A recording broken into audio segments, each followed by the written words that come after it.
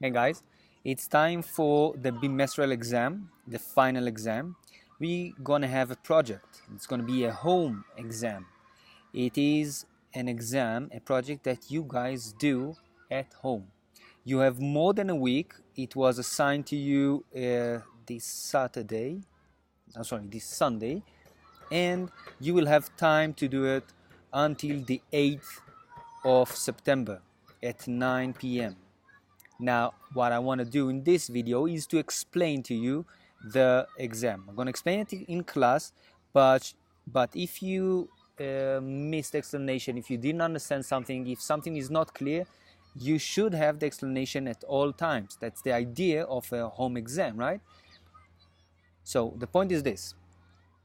You do this exam at home. As all other exams, we have this format. Here we have our attainment targets, and in this part you guys gonna grade yourselves. This is the self-evaluation part. In the self-evaluation I give you 4 criteria. 1, disposition towards learning, your attitude. How willing were you to learn? How hard did you try to learn? Now what I want to see is a number. You give for the first criteria a number between 1 to 10. Now, this is how it goes. To which degree did you want to learn and acted to maximize my learning opportunities? How hard did you guys try to learn? If you tried your best, did above and beyond everything, you try at all times, do whatever you can, did your best to learn at all times, give yourself a 10. If you did absolutely nothing, you were passive, didn't take advantage of our opportunities to learn, you give yourself a 1. If you're somewhere in the middle, sometimes you tried as hard as you can, other times you tried, well, not as hard, you give yourself somewhere in between 2 to 9, right? The number that best describes your disposition towards learning. How hard did you try to learn, right? So let's say that you deserve an 8 for that. I don't know, you decide. For number 2, helping others. To which degree did you help your peers, your friends, your classmates to learn? If you always helped everyone, never did anything to disturb the class, your friends, to distract them, give yourself a 10. If you did exactly the opposite, that's a 1. If not, somewhere in between. Third criteria, respect for others. To which degree did you respected your peers? Now, it's not the same as helping them, right? To which degree did you respect them and acted accordingly? Always and everywhere you respected your friends, that's a 10. Never or more than 3 of your peers will say that you were disrespected, right? Repeatedly disrespectful towards them. More than 3 of your peers will say that you were consistently, repeatedly disrespected towards them, give yourself a 1. If, let's say, 1 of your peers will say that you were disrespectful towards them, you give yourself somewhere, let's say, 3. If you say they will say so, but you disagree, you give yourself a 4, a 5, I don't know, right? Somewhere between 1 to 10. Okay? Last criteria in the self-evaluation is self-respect. To which degree did I respect myself? Give yourself a 10 if here you did your best, looked at yourself as a capable person and a valuable person, and acted as a self-respected person, as a person that think you are capable and valuable. If you did so, give yourself a 10. If you did not act like a person that believes in oneself, did not try, please give yourself a 1.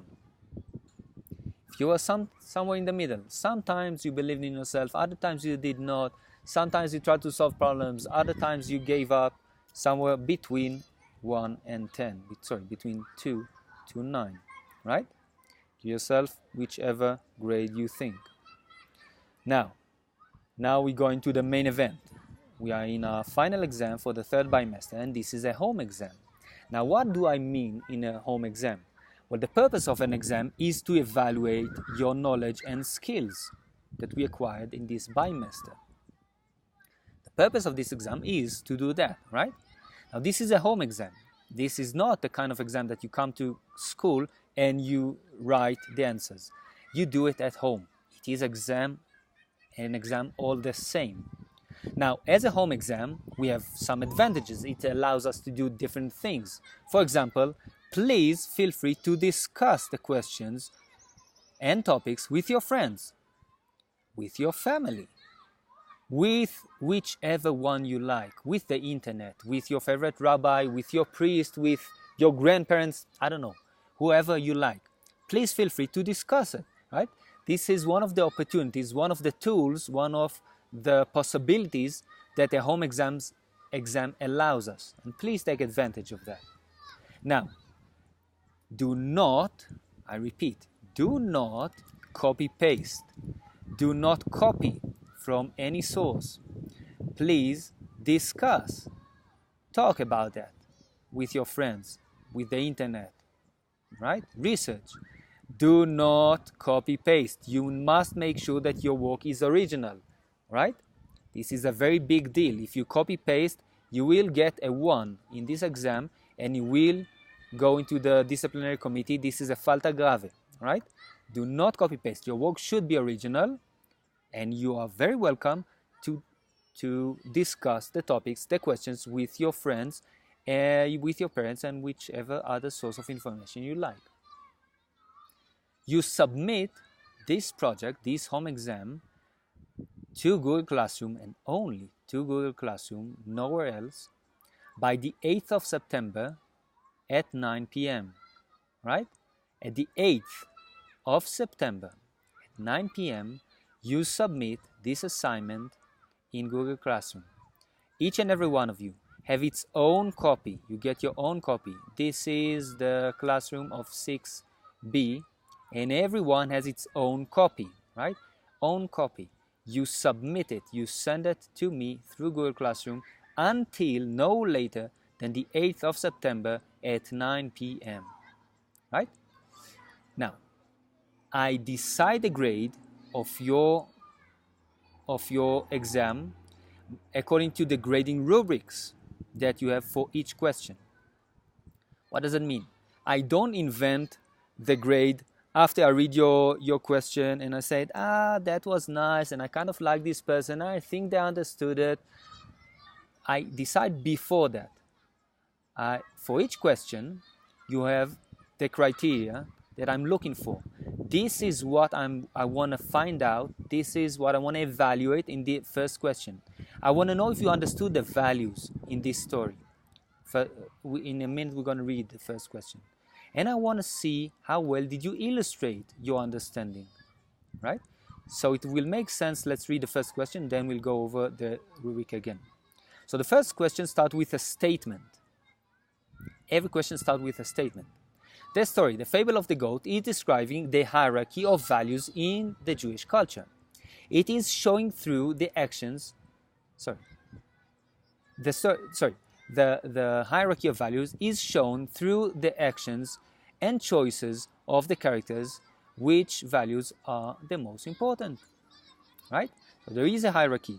These values in the Jewish cultures, the values in the Jewish cultures are ordered according to their importance.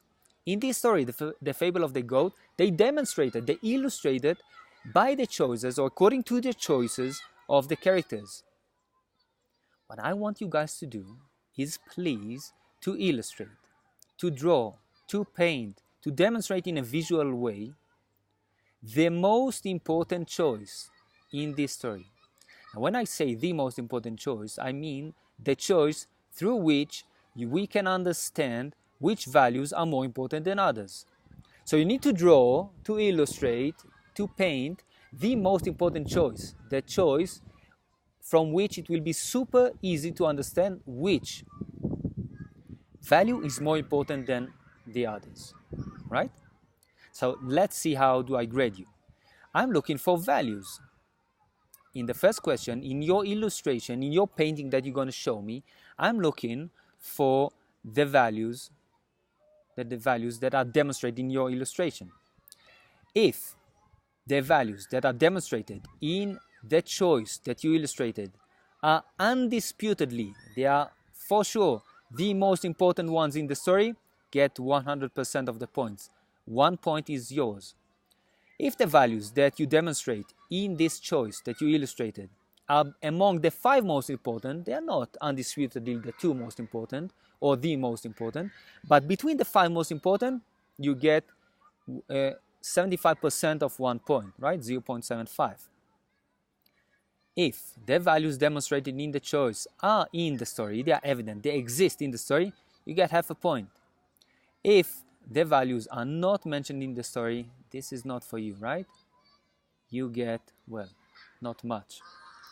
So, all you need to do is to understand the rubric, to understand the question. You need to illustrate the choice, a choice from this story, the fable of the goat, and to show which values, that it will be very clear for me, which values are illustrated or are, that the choice is between which values, and the choice is between the 2 most important values in the story. Another criteria for the first question is the quality of your painting, the quality of your illustration. If your illustration is creative, original, clear, focused on the theme of the question, the best, 100%, 1 point is yours. If your illustration is creative and clear and focused on the theme, but not original, meaning you Googled choices or whatever, and you have something which is nice, and it is creative, and it is clear, and it is focused on the theme, but not original, get 75% of 1 point, right? The other 25% are for originality. You thought about it yourself. If your illustration is clear, focused on the theme, not creative, and not original, half a point. That's also fine, right? Half a point is yours. If the illustration is not clear, that's not for you. You don't get much, right? So you know exactly what qualifies as a full answer. A clear illustration, an original one, a creative one, focused on the theme. The theme is the choice in the story which present the 2 most important values. And of course, then they choose one, and we understand which value is more important than the rest in the Jewish culture. So now let's check the second question and its rubric. Second question is this. Again, starts with a statement. Statement is this. In the story, Tanuro shel Achnai, the plot, sorry, I can't see. Plot starts with an argument on the question of the oven's purity, right? There is the oven of Achnai, and they argue about if the oven is pure or impure.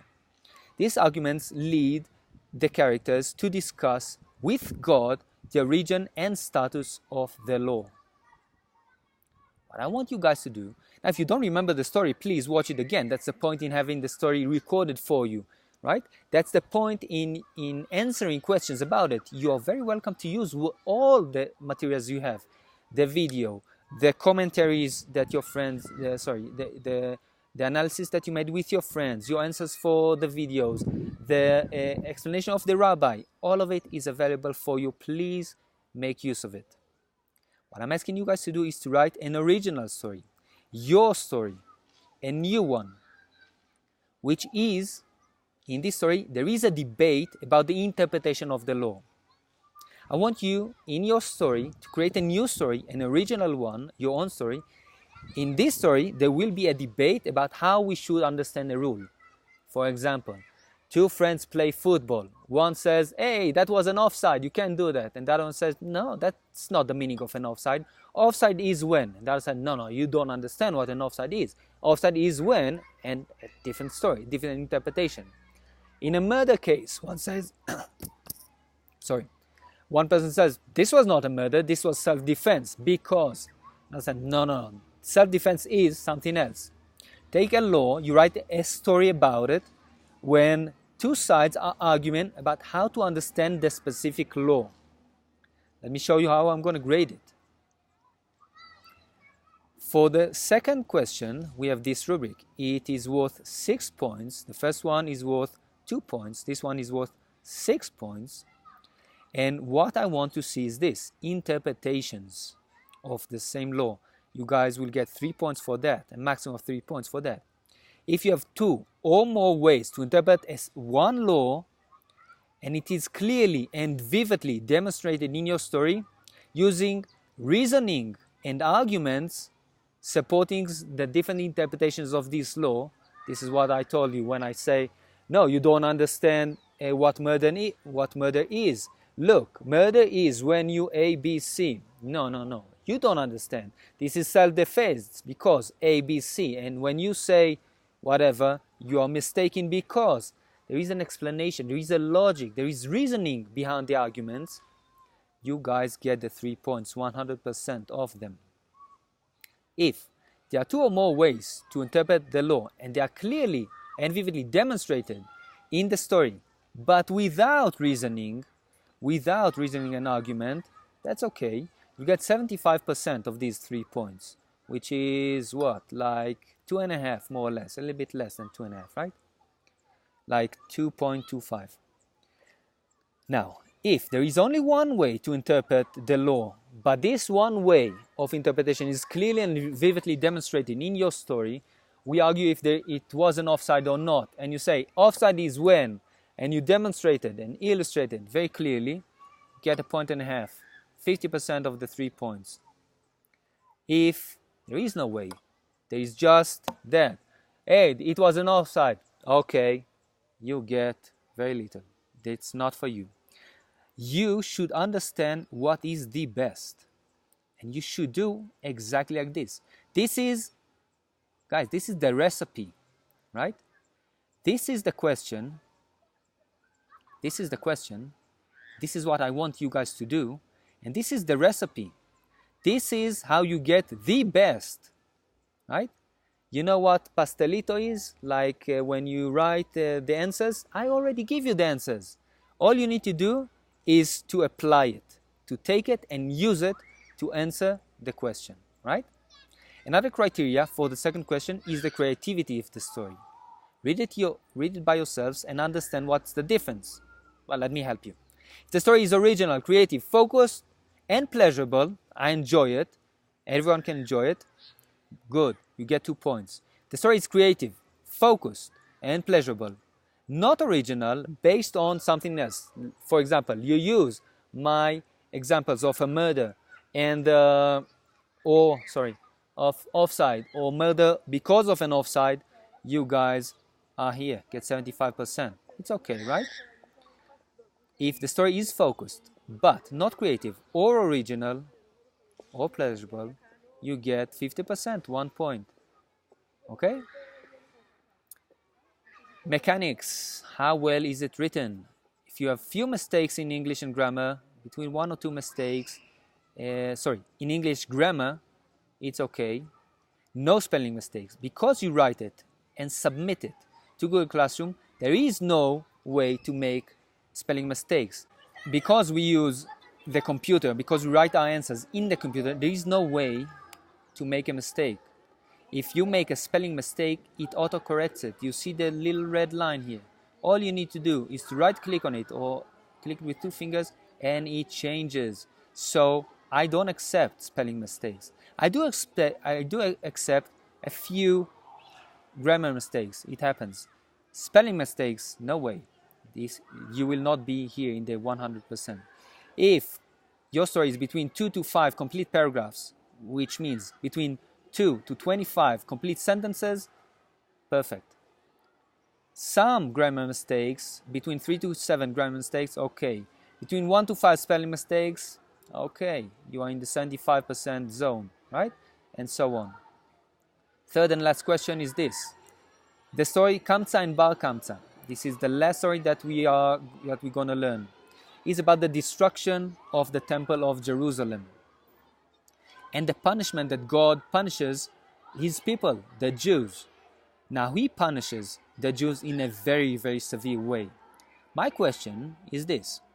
Now this is a written one. First one, you illustrated, then you told the story. Now this is a more academic school kind of answer, right? In your opinion, what is the reason that God punishes the Jews in such a way, a very, very harsh way? Why does he do that? Please write your answer and explain your opinion. You must explain your opinion using quotes from the text. Okay? So you say, why do you think God punishes his people, the Jews, in such a way? And you explain using quotes. Now, according to your explanation, what is the message that God wants to send? Because he does it, he chooses a specific way for a reason and to send a message. What is the message? What should we understand from it? And again, use quotes from the story. Let's check the rubric together. One criteria here. The reason and the message. There are two clauses there, A and B, but they're basically the same. If you want, answer it in one answer. If your explanation refers to values, at least two values, and the specific way that they are understood in the culture, how should we understand these values?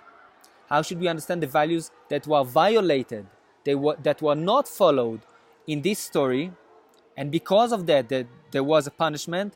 You do the best. If you support your answer with two quotes, you're in the 100% zone, right? If you refer to values, and you use one quote, you're in the 75%, right? Something very general about values, not the specific way they're understood. You don't use quotes, you're in the 50% zone.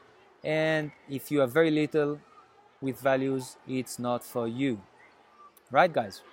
You're very welcome to ask me questions in the forum that we have, or as a question in Google Classroom, or in person. I wish you the best of luck. Please read it well, read the rubrics well before you answer and after you answer. Please ask your friends to grade you. Make sure that I can't make a mistake, that it's very, very clear that this is where you're at and nowhere else. Bye, guys.